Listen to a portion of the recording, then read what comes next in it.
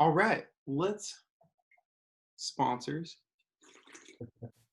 Yeah, welcome Steve Smith to Unquestionable here.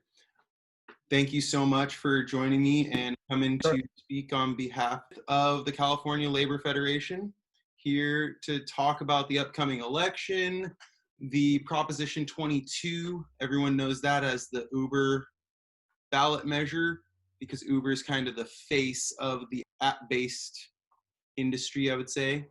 Yep. You guys are leading one of the leading forces in the charge against AB 22.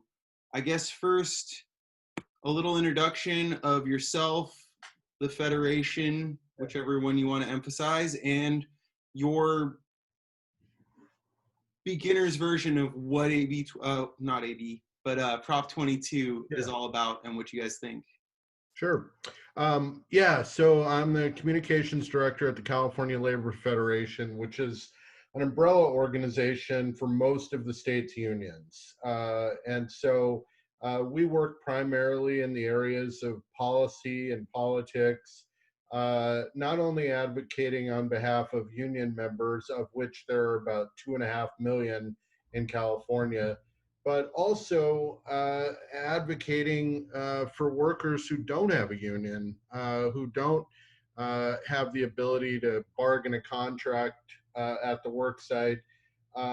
Oftentimes they're the ones that are most in need of advocates in the legislature and in politics. And so we fill that role as well. We are very engaged on Proposition 22. And, we've all been seeing, at least those of us who watch a little bit of TV, the blitz of advertising from Uber and Lyft and their campaign on Yes on 22. And it's really deceptive.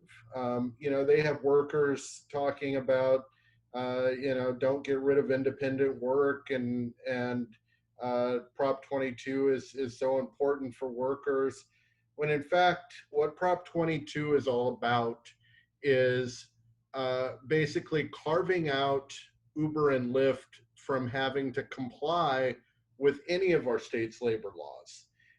So we're talking about things like as fundamental as a minimum wage or paid sick days and overtime pay, to even things like workers' compensation if you're injured on the job, or unemployment insurance if you get laid off, or even safety equipment that employers are supposed to be providing that Uber and Lyft don't. So that's what this is all about. So I want to jump on that really quickly, because we're in the middle of the pandemic. California, just by virtue of having a lot of service workers, being tourism, all of these things, transportation, the list goes on, and just being the biggest state, we have the most unemployed people here right now. And currently, because this is such a different circumstance than usual, we have the Pandemic Unemployment Assistance Program, the PUA. Right. Now, normally those workers that are classified as independent contractors by Uber's choice and Lyft and DoorDash and Postmates, I don't want to just pick on Uber, they wouldn't normally get unemployment because Uber and all these companies don't pay that 5% or so of the salaries into the unemployment system. So now that they're getting the pandemic unemployment assistance, who pays for that program? Are they back paying into it? Yeah, so no, they aren't. Taxpayers pay for that program.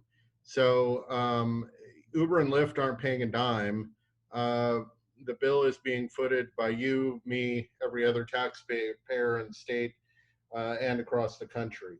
And that's really part of the problem here, because not only are they Uber and Lyft are exempting themselves from having to comply with basic labor laws, they're also exempting themselves from having to provide any support to our social safety net programs, like all other businesses in California do. So that puts a business that's doing the right thing at an uncompetitive disadvantage with companies like Uber and Lyft. Now, they say that all these app companies have joined together and said that because of Assembly Bill 5, which passed recently, that brought about all of this need for them to either classify workers as employees or figure out a way of defining it that these workers are completely independent contractors, free to do what they want. Can you explain how AB 5 led to the fight over Prop 22 real quick from the perspective of the Federation, and you play devil's advocate if you feel like it too? Sure. Actually, we have to take a few steps back from AB 5 before we get to that point. So Uber and Lyft's business model is built on the idea of what we call misclassification, calling people contractors when they're actually providing the exact same kinds of services that employees do. So Uber and Lyft and other companies have been sued for misclassifying their workers going back to 2013, 2014, when these companies were brand new. They'd been sued by workers for misclassification. So then you flash forward a few years, and there was something called the Dynamex decision, which is a California Supreme Court decision which established what we call the ABC test to determine whether somebody is going to be an employee or an independent contractor. Right. So a business is supposed to look at that test and say, okay, if all of these things apply, then they're a contractor. If they don't, then they're an employee. So that decision happened, was put into effect in early 2018, and then AB 5 followed that. All AB 5 did was codify that decision into law so that we could actually, the decision itself, the Supreme Court decision was broad, and so this allowed, having AB 5 codified into law, allowed us to figure out who it actually applies to, and in some cases there were existing conflicts in law over, like, realtors, for example. They have their own special code in law, but because of Dynamex, we actually had to go ahead and put something into AB 5 that says it doesn't apply to them because there's a different code that applies to them. So anyway, all of that happens, and Uber and Lyft are now saying, oh, it's because of this terrible law that just passed last year. Well, in fact, courts have found that they've been misclassifying their workers, their drivers, for years before AB 5 ever went into effect.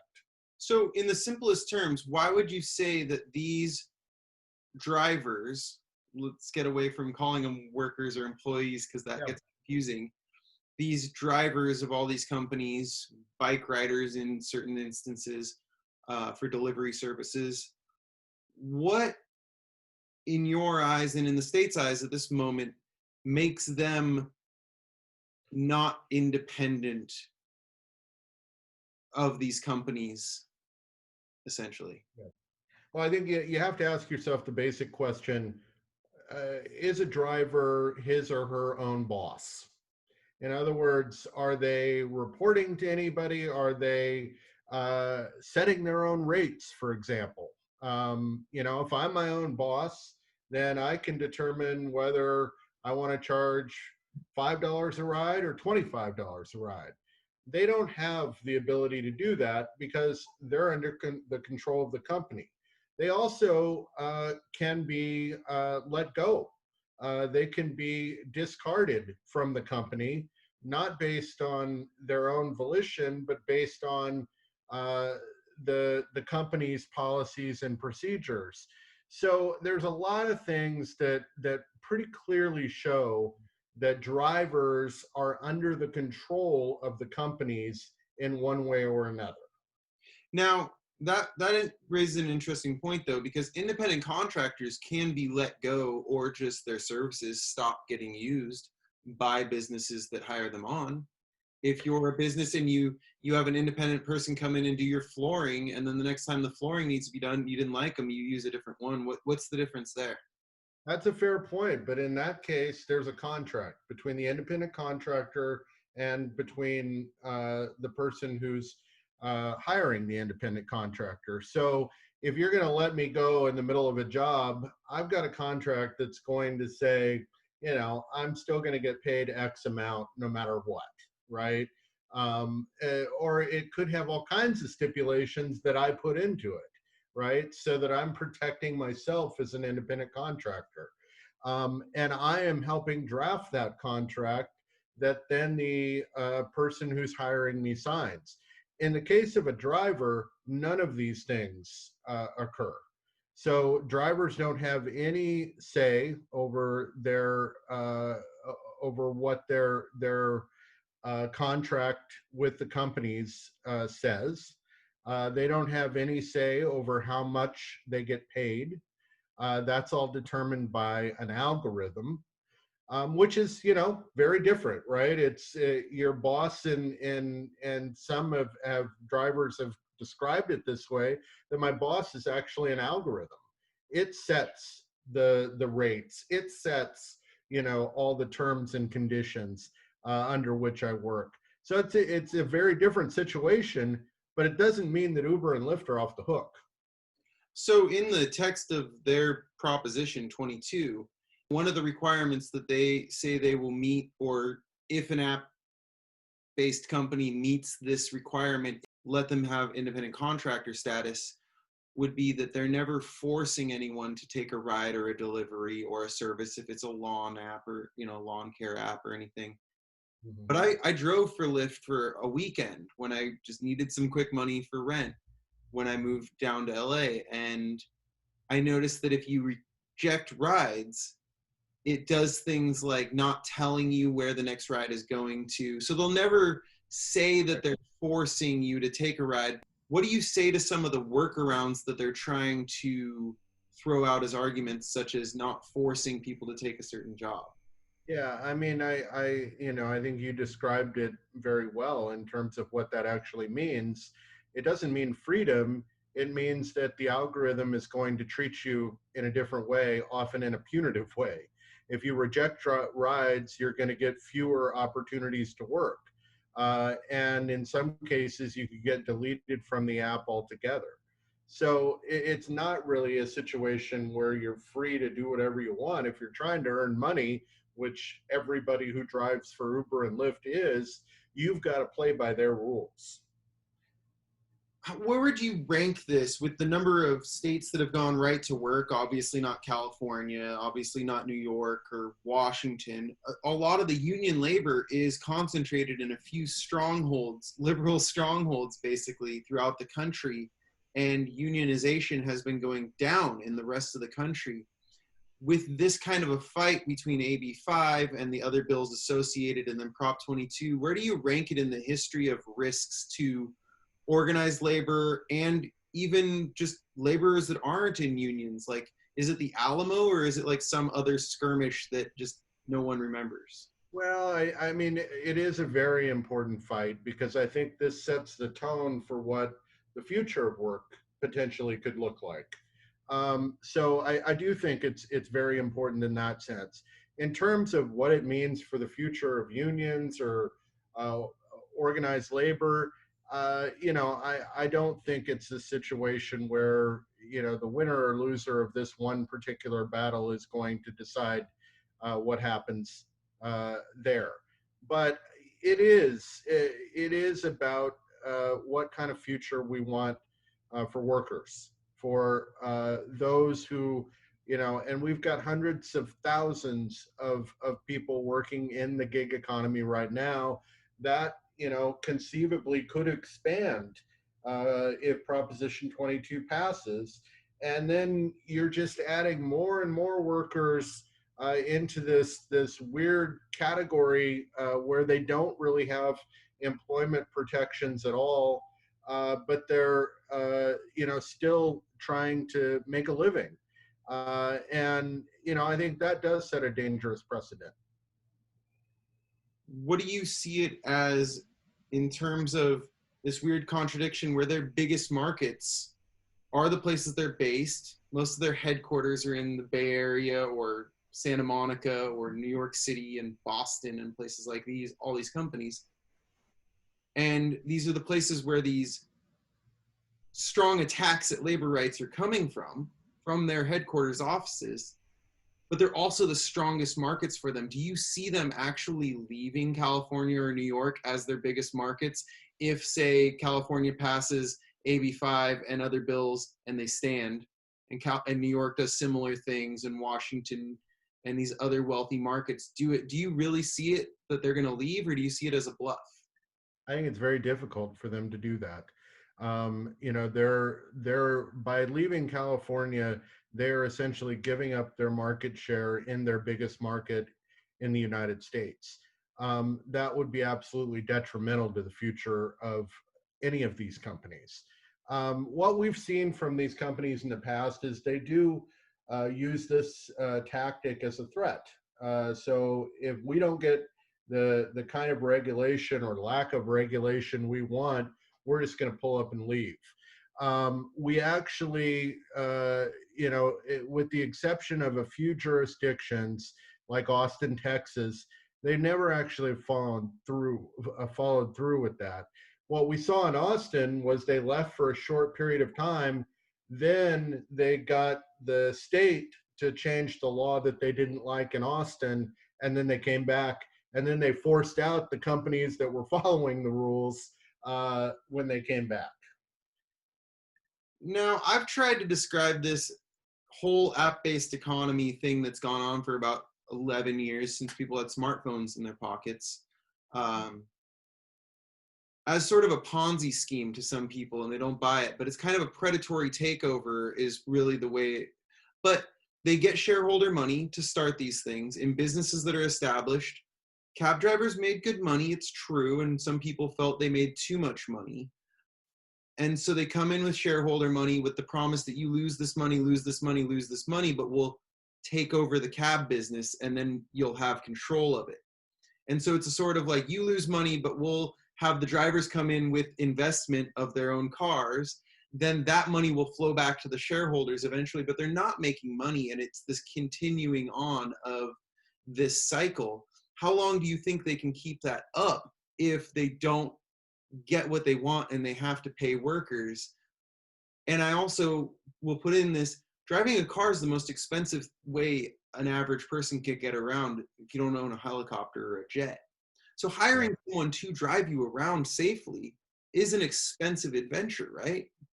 Yeah. Well, there's a lot of theories about that. I would, you're absolutely right. These companies have never made a profit. They've never turned a profit, yet they're worth billions of dollars each. And and it comes from investors. And so what's the end game is, I guess, the question that everybody wants to know with them. We know that their business model is based on two fundamental things: exploitation of their workforce and expansion. And so we've seen with Uber, expansion, we've talked about the exploitation. Expansion is equally important. They want to get into other industries. They want to get into public transit and start getting government contracts. They want to do all of these things, yet they've never shown the public, or even I think their own shareholders, what is the plan to actually make a profit. And the only thing, that people can point to, and Uber will never say this aloud, but it's when they're able to get rid of their entire workforce and have autonomous vehicles, that might lead to profitability. Now, this wasn't my next question, but you brought this up to my mind. Given that you guys are the California Labor Federation, I don't know the list of all the industries you guys represent because it's a lot of people. Yeah.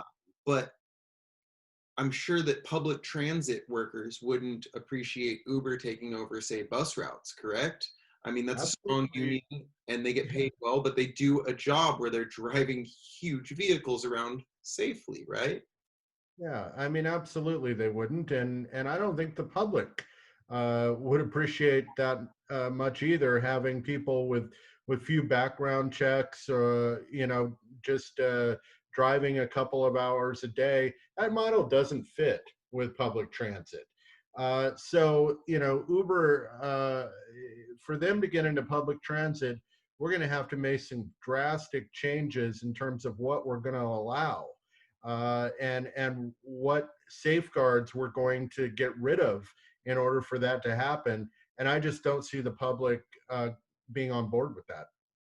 Pivoting to this new bill that came out in response to AB 5, the legislature also passed AB 2257 because a lot of people in other industries, not just app-based companies, performers, writers, probably contractors, like I said, like flooring people and other things, started to say that they were being hindered in their livelihood because of AB 5's independent contractor definitions. Now, in 2018, I believe we voted down a measure that would have exempted ambulance workers from their lunch break. Right. Why do these other industries deserve carve-outs from AB 5 when app-based companies don't? And how is that not just completely arbitrary as a hit against app-based companies? No, it's a very good question. Listen, AB 5 and the Dynamex decision upon which it was built, incredibly complex changes to employment law. And when you're talking about something as broad-based as trying to determine who's an employer and or who's an employee and who's an independent contractor, it's going to affect a whole lot of people in a lot of different ways. And so all of that had to be taken into account when drafting AB 5 and then the follow-up bill 2257. So what you see in a lot of these industries is, you know, these are industries where in some cases people sort of got caught on the wrong side of the ABC test, but there wasn't actually any exploitation occurring. And so that's one of the things that you have to look at. And with freelance journalists, it was a really difficult and a very long process and discussion, because you know there are arguments on both sides that are very compelling when it comes to freelancers. I will tell you, I worked for, and I won't name the company because a ton of them were doing it, but I will say it was a leader in the industry of breaking apart disrupting the normal economy of journalism. It was like the leader. I'm sure that people can figure it out. But I told my editor, who was happened to be my journalism professor in college, kind of a mentor. I told him if I spend more than 4 hours on this $50 story, I'm making less than minimum wage for a job that most people can't do. So what we would do is we would break it into 3 short stories, which sometimes took away from the quality of the story, but it was my way of making sure that I was making them at least hold to some sort of standard. And so why do you see them being exempted in that way? For instance, journalists or stand-up comedians, I've heard, are claiming they're having problems getting paid by vendors. Why should maybe those two get exceptions from AB 5? Well, with freelancers, it wasn't a complete exception. You know, it started with in AB 5, there was going to be a limit for the number of articles you could submit per year and still be considered an independent contractor. And, you know, that was something that was, you know, discussed for many, many months, ended up in the final bill. And then, you know, in the year following the implementation of AB 5, that ended up not working out very well for a lot of people who relied on freelance journalism as their primary source of income. So it was addressed in 2257. But what we're also trying to avoid is a situation like what happened at the LA Times when it was owned by a hedge fund. They basically brought in a shadow newsroom, right? And that newsroom then it was made up of entirely independent contractors who then were taking away jobs from staff journalists. And so that's a situation like, you know, you're talking about the situation you had where you're not even making minimum wage and you're having to figure out, you know, these different ways of you know, carving out, you know, three different stories, which would have been one big story and perhaps would have been a better narrative or easier for people to understand just because you're trying to make a living. Right, and I had the gift of having a close relationship with my editor, whereas a lot of these companies, you're saying it's an algorithm that may be their boss, so they wouldn't have that ability with any of these app-based companies. Why would you say, or wouldn't say, that the app-based economy is any different than any other industry? Because before telephones, you had to send a messenger to do something or a letter, and then companies may have tried it, I don't know. But when the telephone came along, they didn't say, oh, the person called us for the service. They didn't knock on our door, so now we don't have to pay our workers. You know, and it seems like just the mechanism of pulling out my phone and clicking a non-phone call on a phone is somehow justification for these companies. How are they any different than any other company? Are they any different? Just I because don't, the mechanism. I don't think in a lot of ways they are. They're using, you know, the smartphone in order to draw people into the kinds of work they do. But other than that, you know, they are still employers. They are still paying people to perform a service. It's just done through a smartphone. Why should they be treated any different than anybody else? You look at the entertainment industry, iconic in California, one of our biggest industries in this state. For years, they have been on the cutting edge of technology and the transformation of the workforce as a result. They don't work for just one company. They'll work people in you know, whether it's behind the camera or in front or doing catering or food service or whatever. They're going to work for a bunch of different people. Yet they've figured out a system so that everybody's still an employee, has the same protections as other employees in California, has the benefit of a contract, so they actually get paid decently for the work that they do, and you know, they can support a family on those types of jobs. You know what their system is, though, right? Unionization.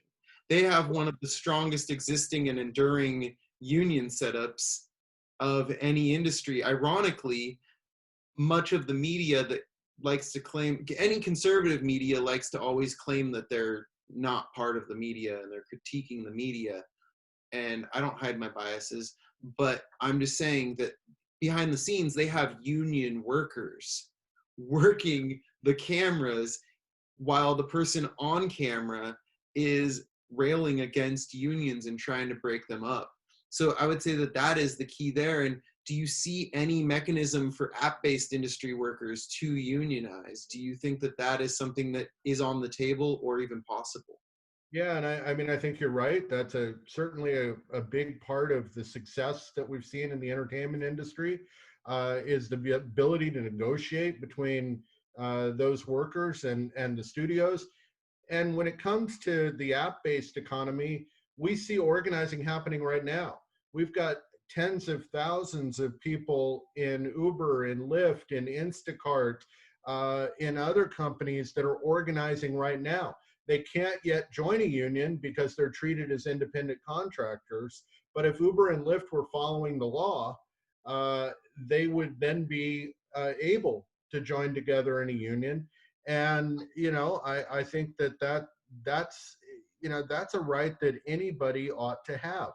And we've seen time and time again how that can transform an industry and can transform lives.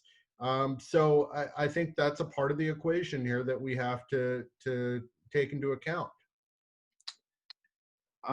What do you think the success probability of Prop 22 is at this point? What are your feelers and people telling you? Yeah, I mean, I think they've spent tens of millions of dollars already on advertising, and I don't think they're making a very good case to voters right now. I hear we'll be seeing some new polling in the next day or two that ought to give us a better understanding of where we are. But I don't see them making, even with all the money that they've spent, I don't see them making a compelling case to voters right now. They've got 40, 50 million left in the bank. We'll see how far that goes. And money makes a big difference in any election. But I think that it's a tough sell for them. I don't think voters are sort of buying into what they're having to say right now. Well, considering that we wouldn't even give lunch break exemptions to ambulance workers, which I voted against personally, but I can see the logic in it as someone who sat around as a room service guy when I did that, and then all of a sudden I'd have to work, and it, they have a lot of downtime. It's boredom, boredom, boredom, and then freak out. That's an ambulance worker's job. So it makes sense if it just happens to be their lunch break, why make them get overtime pay and raise medical costs? But even then, California voters were like, no, we're not going to make an exception for one industry to get out of lunch breaks because we fought so hard to get meal penalty laws put in place, which for anyone watching means if you're not on your lunch break by a certain time in different industries, Yeah. you get paid an extra hour. And so we wouldn't even do that. And so I see your point, but at the same time, they're giving the argument to people that don't have other employment that you're going to lose your job. Yeah. And as all of the assistance runs out in the pandemic relief, and it doesn't look like we're getting any with the Supreme Court battle now, and then elections coming up, and then transition to new people in office, how much pressure do you see that building on the individual workers? But as we know from years of experience as unions, this is the number one tactic that corporations employ. If we don't get our way, we're going to leave and nobody's going to have a job. So either take what little crumbs we give you or take nothing. And I think workers are tired of that. They're tired of fighting with each other over the crumbs while the CEO takes the whole pie. So, I don't know that argument is compelling as Uber and Lyft would like it to be. I think, look, if we were talking about a campaign that was equal spending on both sides, it wasn't 180 million to however much we're going to have. I don't see any way that they would possibly win. I think their only hope is to buy this election at this point, and I think they're going to try. They're going to do everything that they can and spend every last dime that they can get their hands on to buy this election. We'll see if it works at the end of the day. But the bottom line is they have a very tough sell to voters. And so far, anyway, it doesn't look like voters are buying it. All right, my last part, thank you so much for speaking with me again. We're talking about Prop 22, AB 5, which is the bill that Prop 22 was inspired by, trying to define what independent contractors are, who's an employee, who gets workers' comp, unemployment, all these things. Again, pandemic unemployment assistance is paying Uber and Lyft and Postmates workers right now, but those companies did not pay into that system. And also, I just want to do a little lightning round because you guys have this ballot measure endorsements list on your website also, and there's a couple of them. I wanted to give you a chance. Quick or not quick, it's up to you, man. Prop 15, looking at Prop 13's tax discounts, property tax discounts on commercial and industrial properties above $3 million in assets. So this wouldn't affect the convenience store owner. Even if they own the building or if they have a mortgage, that goes against their net assets. If you have more than $3 million in assets in your business, it would raise your property taxes. What do you guys think about that one?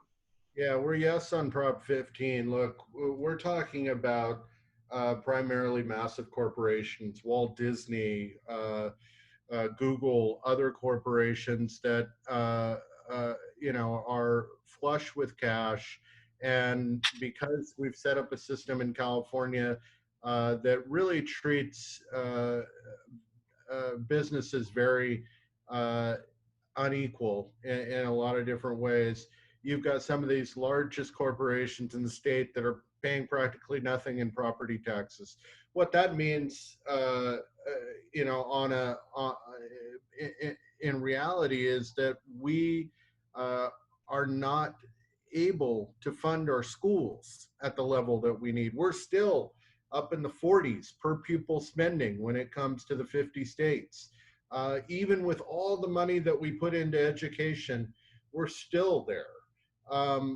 We've got huge problems on the horizon, well, right now, but on the horizon as well, in terms of what we do about the wildfires that are so catastrophic and what kind of public resources we need to put into those fights. Healthcare, looking at our brave nurses and doctors and other first responders who are out uh, putting themselves at risk in this pandemic. We don't have the funding there that we need for the future. So this is there's nothing to me that makes more sense than having the wealthiest among us, the wealthiest corporations, which, by the way, just got a 25% tax break from the Trump administration, having the wealthiest corporations actually start contributing their fair share here in California. That's what Prop 15 is all about. All right.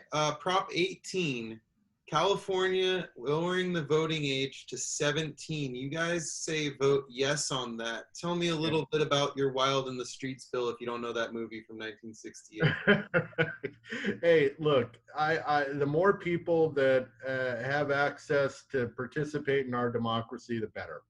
And I think 17-year-olds, right now, these are some of the most active people in our country on political issues. We're seeing them out in the streets. We're seeing them want to engage in our democracy. Let's allow them to do so. Prop 20, restricting parole for nonviolent offenders, authorizing felony sentences for certain offenses that are currently treated as misdemeanors. Yeah, I mean, again, I think we've got a problem with mass incarceration in this country. We've got a problem with people spending far too much time behind bars for things that relatively minor. So I think any way that we can address some of these issues, we should. And there are a number of things that are happening in the legislature right now, but there are also a number of things that I think we can do through the vote. Finally, I just wanted to get your thoughts on Prop 21, although the recommendation is no recommendation from your group, Yeah. which would allow more authority of local entities to pass rent control on multi-unit housing, because we still have the Costa Hawkins Act, which for anyone means you can't have rent control on single family homes. But you guys are neutral on this. Tell me about what kind of talks went on to get that stance. Yeah, I mean, we had a number of unions that very strenuously advocated for the measure, and we had some unions that had some real concerns about it. So when that happens, we all get together. We have a very democratic process in terms of how we get to our endorsements. We actually have delegates from the unions participate in a convention where they vote. And on that particular measure, we didn't have the consensus to have an endorsement one way or the other. So we went neutral. Look, I think rent control generally is something we absolutely have to look at in the state of California. It costs too damn much to live in almost every other area of the state right now. I think there are a number of ways that we start to address housing, but I think rent control ultimately is going to be one of them. It's just on this measure, we didn't have consensus, and so we went no recommendation. All right. Thank you so much, Steve Smith of the California Labor Federation, for talking to me about Prop 22, known as the Uber ballot measure, proposing that certain companies, workers would be exempt from minimum wage, workers' comp, unemployment, all of these things, but that they would get healthcare subsidies of some sort, unspecified, and some sort of car insurance trade or something. Um, Thank you so much for talking with me. And any final thoughts for the voters, or anything you want to say about the Federation that you want people to know? Yeah, three final words in closing. No on 22. We hope that voters reject this measure. It's harmful. It sets a terrible precedent for our state, and we think it can be quite damaging to workers, not just now but in the future. Thank you so much for having me. I really appreciate it. Thank you so much, man. Have a great night.